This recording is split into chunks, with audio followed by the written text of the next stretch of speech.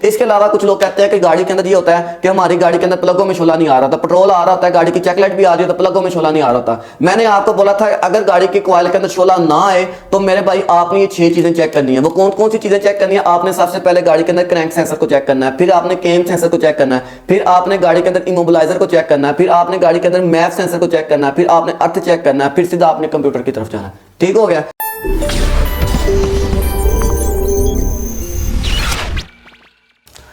अस्सलामुअलैकुम दोस्तों, उम्मीद करता हूँ आप तमाम लोग खैरियत से होंगे। अल्लाह पाक आपको अपने हिफ्ज़ ईमान में रखे। आप देख रहे हैं ऑटो के यूट्यूब चैनल। दोस्तों, जिन लोगों ने अभी तक चैनल को सब्सक्राइब नहीं किया उन तमाम लोगों से गुजारिश करूँगा चैनल को सब्सक्राइब कर लें और बेल आइकन पर जरूर प्रेस कर दें ताकि आप तक आने वाली वीडियोस में आसानी के साथ पहुंचा सकूं। दोस्तों, EFI ऑटो इलेक्ट्रिशियन की क्लासेस प्रॉपर तौर पर एकेडमी के अंदर भी चल रही हैं और जब भी मुझे टाइम मिलता है वक्तन फवक्तन कोई ना कोई वीडियो अपडेट कर देता हूं ताकि जो लोग मेरे तक नहीं पहुंच सकते उन तमाम लोगों तक इंफॉर्मेशन पहुंच जाए। ठीक है दोस्तों, आज की वीडियो के अंदर मैं आपके ही सवाल का जवाब देने वाला हूं क्योंकि आप लोगों ने बहुत सारे लोगों ने ये पूछा था कि जब हम किसी जगह पर गाड़ी को स्टार्ट करने के लिए जाते हैं कभी कभार ऐसा होता है कि गाड़ी का मीटर नहीं ऑन हो रहा था, कभी कभार ऐसा होता है कि गाड़ी की चेकलाइट नहीं आ रही होती और कभी कभार ऐसा होता है पेट्रोल नहीं आ रहा था और कॉइलों के अंदर शोला नहीं आ रहा था। हम किस तरह किसी चीज को चेक करें? ठीक है, और ज्यादातर पूछा था कि अगर किसी गाड़ी के अंदर चेकलाइट ना आ रही हो, कंप्यूटर ना आ रहा तो हम कौन कौन सी चीजों को तरतीब से चेक करें। ठीक है, जब भी आप किसी जगह पे गाड़ी को स्टार्ट करने के लिए जाएं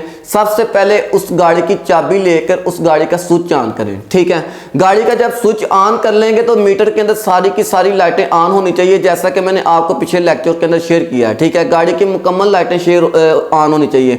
अगर तो लाइटें ऑन नहीं हो रही तो उसके अंदर मैंने आपको उसकी भी एक वीडियो मौजूद है मेरे चैनल के ऊपर। उसके अंदर मैंने आपको शेयर किया था कि AM1 AM2 AM3 AM और इसके अलावा MTR के जो फ्यूज होते हैं आप इसको प्रॉपर तौर पर चेक कर लें गाड़ी का क्यों नहीं मीटर ऑन हो रहा, गाड़ी के मीटर के अंदर क्यों नहीं लाइटें आ रही। ठीक है, इसके अलावा भी बहुत सारी चीजें होती हैं लेकिन शॉर्टकट वीडियो के अंदर मैं शॉर्टकट इंफॉर्मेशन ताकि बेहतर इंफॉर्मेशन आपके पास पहुंच जाए।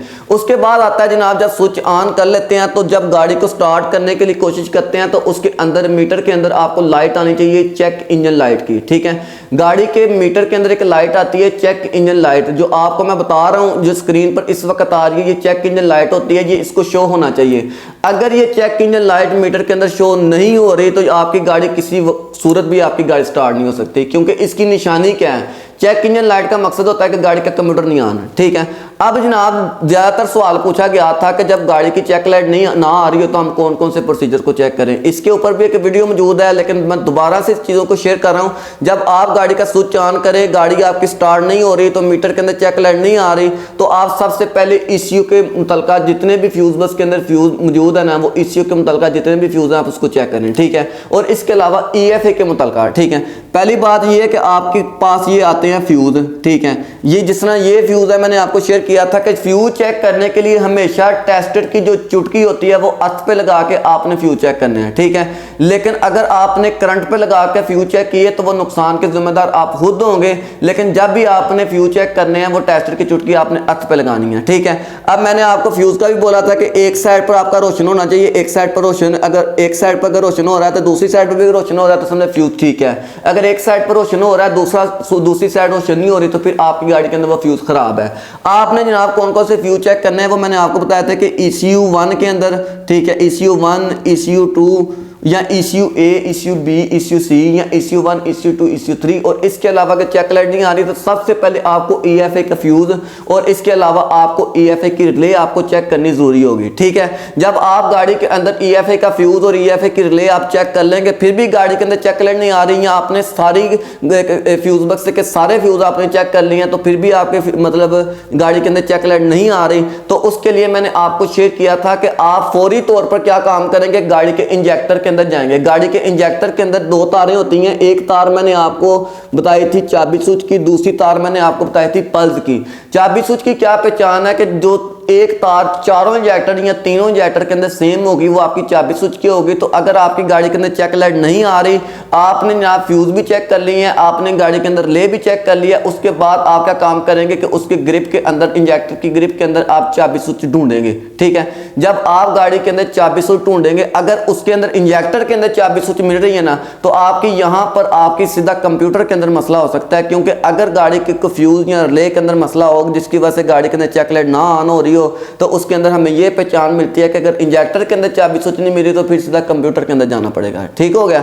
अगर इंजेक्टर के अंदर चाबी स्विच नहीं मिल रही, आपने वहां भी चेक कर लिए, आप सीधा कंप्यूटर के अंदर जाएंगे, आप कंप्यूटर की ग्रिपें उतार कर उसके अंदर आप चेक करेंगे उसके अंदर चाबी स्विच आ रही है कि नहीं आ रही, क्योंकि जब उसके अंदर नेगेटिव पॉजिटिव नहीं आने तो आपकी गाड़ी के मीटर के अंदर चेक लाइट भी नहीं आएगी। जब चेक लाइट नहीं आएगी तो आपकी गाड़ी स्टार्ट नहीं होगी। ठीक है। जब चेक लाइट नहीं आएगी तो आपकी गाड़ी के अंदर पेट्रोल नहीं आना, जब चेक लाइट नहीं आएगी तो आपकी गाड़ी के प्लगों में शोला नहीं आना। ठीक हो गया।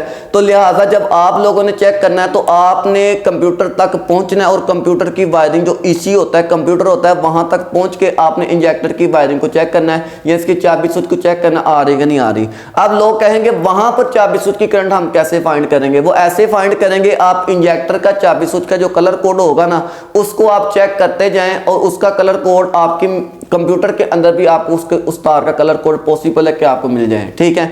इसके अलावा अगर वहां पर चाबी स्विच करंट आपको नहीं मिल रही, आपको नहीं पता किस तार के अंदर चाबी स्विच आनी है, इस वक्त सारी पिनें आप लोगों ने चेक कर ली हैं, चाबी स्विच की करंट आपको नहीं मालूम हो रही, तो आपके लिए एक शॉर्टकट तरीका यह है कि आप गाड़ी की जो चाबी स्विच मेन जो पूरी गाड़ी के अंदर चाबी स्विच का कलर कोड चल रहा है ना उसका सेम कलर कोड आपको कंप्यूटर की वायरिंग के अंदर चाबी स्विच का कलर कोड मिलना है। आप वहां पर जाकर टेस्ट से चेक कर सकते हैं, इसी तार के अंदर आपको चाबी स्विच मिलेगी, इसके अलावा किसी और जगह पर नहीं मिलेगी। ठीक है। इसके अलावा कुछ लोग कहते हैं कि गाड़ी के अंदर ये होता है कि हमारी गाड़ी के अंदर प्लगों में शोला नहीं आ रहा था, पेट्रोल आ रहा था, गाड़ी की चेक लाइट भी आ रही है तो प्लगों में शोला नहीं आ रहा था। मैंने आपको बोला था अगर गाड़ी के कॉइल के अंदर शोला ना आए तो मेरे भाई आपने ये 6 चीजें चेक करनी है। वो कौन कौन सी चीजें चेक करनी है? आपने सबसे पहले गाड़ी के अंदर क्रैंक सेंसर को चेक करना है, फिर आपने केम सेंसर को चेक करना है, फिर आपने गाड़ी के अंदर इमोबिलाइजर को चेक करना है, फिर आपने गाड़ी के अंदर मैप सेंसर को चेक करना है, फिर आपने अर्थ चेक करना है, फिर सीधा आपने कंप्यूटर की तरफ जाना है। ठीक हो गया।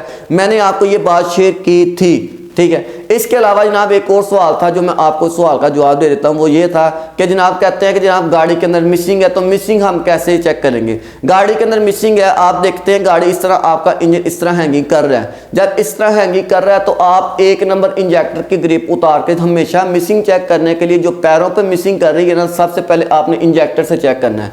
इंजेक्टर की आपने 1 नंबर ग्रिप उतार के चेक करना है कि गाड़ी के अंदर मजीद मिसिंग अगर पड़ती है तो समझिए कि गाड़ी के अंदर ये इंजेक्टर ठीक काम कर रहा है। एक ऐसे इंजेक्टर की आप ग्रिप उतारेंगे बारी बारी, एक ऐसे इंजेक्टर की ग्रिप उतारेंगे जिससे गाड़ी के अंदर कोई मसला नहीं होगा। आप ग्रिप लगाएंगे फिर भी उसी तरह उतारते हैं, फिर भी उसी तरह समझ के उसी इंजेक्टर के अंदर आपको मसला आएगा। ठीक है। अगर वो उसी इंजेक्टर के अंदर आपको मसला आएगा तो मेरे भाई आप इंजेक्टर को नहीं खोलेंगे, सबसे पहले आप उसके अंदर इंजेक्टर की जो ग्रिप होती है उसके अंदर चाबी स्विच चेक करेंगे और उसके बाद आप पल चेक करेंगे। अगर आपने चाबी स्विच और पल चेक कर लिए, दोनों चीजें चेक कर ली हैं, तो इंजेक्टर को खोलने से पहले आप उसकी का कॉइल को चेक करेंगे। उस कॉइल को अगर आप लोगों ने चेक कर लिया तो उस कॉइल को चेक करते हुए आप उसके अंदर जो मौजूद है प्लग उसको चेक करेंगे। अब अगर प्लग बिल्कुल ठीक है, कॉइल भी बिल्कुल ठीक है, तो फिर आप फतवा लगा सकते हैं कि हो सकता है आपकी गाड़ी के इंजेक्टर के अंदर मसला हो। लेकिन अगर आप इंजेक्टर को चेक करते हैं तो इंजेक्टर को 3 नंबर अगर इंजेक्टर मिस है तो 3 नंबर को उतार कर आप 2 नंबर पर करते हैं, 2 नंबर को 3 नंबर पर करते हैं, फिर भी उसी तरह हैंगिंग है, फिर उस सूरत हाल के अंदर आप गाड़ी के टैपर चेक करेंगे। ठीक है। मैंने आपको ये क्लियर बात बोल दी है कि अगर गाड़ी की कॉइल भी ठीक है, अगर गाड़ी का प्लग भी ठीक है, अगर इंजेक्टर भी ठीक है और फिर भी आपका 2 सिलेंडर मिसिंग कर रहा है तो फिर आप उस गाड़ी के टैपर चेक करेंगे। टैपर करने के बाद आपकी गाड़ी क्लियर हो जाएगी। ये चीज़ें मैंने आज जो सवाल पूछे गए थे। ठीक है। इसके अलावा ये सवाल पूछा गया था वो ये था कि कुछ गाड़ियों के अंदर पेट्रोल नहीं आता, ट्रैकर किस किस चीज़ को लगा होता है। मेरे भाई पहली बात तो ये है कि पाकिस्तान के अंदर इस वक्त जब भी ट्रैकर लगाया जा रहा है ना अक्सरियत से ज़्यादा गाड़ी के फ्यूल पंप को लगाया जा रहा है। ठीक है।